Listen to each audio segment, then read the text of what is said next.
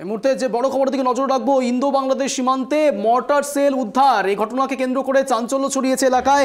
Indo Bangladesh সীমান্ত সংলগ্ন এলাকায় একটি মর্টার সেল উদ্ধারকে কেন্দ্র করে শুরু হয়েছে চাঞ্চল্য। এই বিষয়ে বিস্তারিত কথা বলবো। এই মুহূর্তে রয়েছে আমাদের সঙ্গে আমাদের প্রতিনিধি ঋষি গ্রাউন্ড জিরোতে। ঋষি, কোথা থেকে এলো এই মর্টার সেল, কি জানতে পারছো? একদমই অঞ্জন, তোমাকে জানিয়ে দিই, এদিন কিন্তু শিলিগুড়ি যে ফুলবাড়ি ভারত বাংলাদেশ সীমান্ত রয়েছে সেখানে কিন্তু এই মোটর সেল উদ্ধার করে কিন্তু রীতিমতো চাঞ্চল্য ছড়িয়ে পড়ে এলাকাতে। তবে তোমাকে জানিয়ে দিই যে ভারত বাংলাদেশ সীমান্ত যে রয়েছে সেখানে কিন্তু বলদার রপ্তানির জন্য বাংলাদেশে নিয়ে যাওয়া হয় এবং পাশাপাশি ওদলাবাড়ি এবং হলদিবাড়ির থেকে বিভিন্ন জায়গা থেকে সেই যে নদীর থেকে যে বালু পাথর এবং পাশাপাশি বোল্ডার তুলে নিয়ে আসা হয় ডাম্পার গুলিতে, সেগুলি এনে কিন্তু সেখানে একটি ডাম্পিং করা হয়। সেই ডাম্পিং করে তারপরে কিন্তু সেখান থেকে কিন্তু সেই পাথর বালিগুলি লোড করে কিন্তু বাংলাদেশে কিন্তু রপ্তানি করা হতো।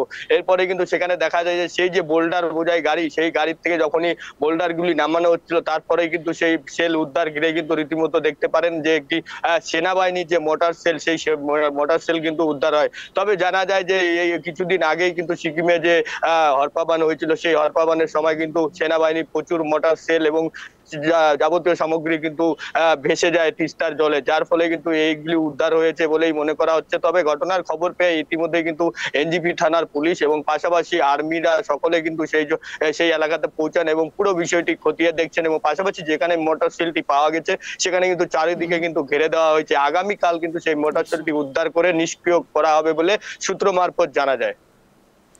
ঋষি, যেখানে এই মোটর সেল পাওয়া গিয়েছে সেটা কি খুব জনবহুল এলাকা? আশপাশে সাধারণ মানুষের জনসমাবেশ কি হয় সেখানে?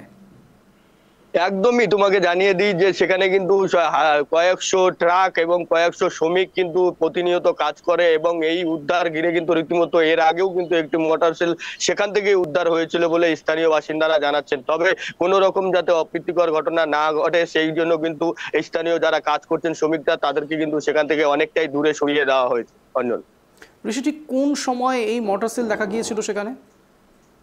দেখো, তোমাকে জানিয়ে দিই কিছুদিন আগে 2 বছর আগে কিন্তু সেখানে কিন্তু একটি মোটর সেল উদ্ধার হয়েছিল, যার ফলে কিন্তু সেটি গিয়ে পরবর্তীতে কিন্তু সেনাবাহিনী নিয়ে গিয়ে কিন্তু মহানন্দা নদীতে কিন্তু নিষ্ক্রিয় করে এবং তারপরে কিন্তু আজ আবারও কিন্তু সেই মোটর সেল উদ্ধার ঘিরে কিন্তু রীতিমতো ফুলবাড়ি সীমান্ত তুমি জানো একটি জনবহুল এলাকা এবং পাশাপাশি পাশেই ভারত বাংলাদেশ সীমান্ত রয়েছে, যার ফলে কিন্তু অনেকটাই আতঙ্ক রয়েছে স্থানীয় বাসিন্দাদের মধ্যে। ঋষি, এখন ঘড়িকাটার 3:43 বাজে। প্রাথমিক তদন্তে ঠিক কি উঠে আসছে, কি জানতে পারছো? দেখো, তোমাকে জানিয়ে দিই যে এই যে মোটর সেলটি একটি কিন্তু ওদলাবাড়ি থেকে একটি ডাম্পারে করে নিয়ে আসা হয়েছিল পাথর। সেই পাথর যখন নামানো হচ্ছিল তারপরে কিন্তু সেই মোটর সেলটি যে শ্রমিকরা কাজ করে তারা কিন্তু প্রথমে দেখতে পান এবং দেখতে পেয়ে কিন্তু তারা কিন্তু দেখেই বুঝে গিয়েছিলেন যে আর্মিদের কোনো একটি মোটর সেল হবে। তারপরে কিন্তু তারা সরে যান এবং পাশাপাশি সঙ্গে সঙ্গে কিন্তু তারা পুলিশ প্রশাসন এবং পাশাপাশি পাশে থাকা যে বিএসএফ এর আধিকারিকরা তাদেরকে খবর দেওয়া হয়। এরপরে কিন্তু সেখানে কিন্তু তারা এসে উপস্থিত হন। অঞ্জন, অনেক ধন্যবাদ ঋষি, নজর রাখো। চাঞ্চল্য শিলিগুড়িতে, ইন্দো বাংলাদেশ সীমান্তে মর্টার সেল উদ্ধার এবং কার্যত এই বিষয়কে কেন্দ্র করে চাঞ্চল্য ছড়িয়েছে এলাকায়। আজ শিলিগুড়ি সংলগ্ন ফুলবাড়ি সীমান্তের ইমিগ্রেশন চেকপোস্ট ঘেঁষা ট্রাক পার্কিং এলাকায় ওই মর্টার সেলটি উদ্ধার হয়। জানা গিয়েছে এদিন সীমান্ত সংলগ্ন এলাকায় থাকা ট্রাকের পার্কিং এলাকার ভেতরে এই মর্টার সেলটি পড়ে থাকতে দেখে ট্রাক চালকরা। এরপরই আতঙ্ক ছড়িয়ে পড়ে এলাকাতে, খবর দেওয়া হয় পুলিশে।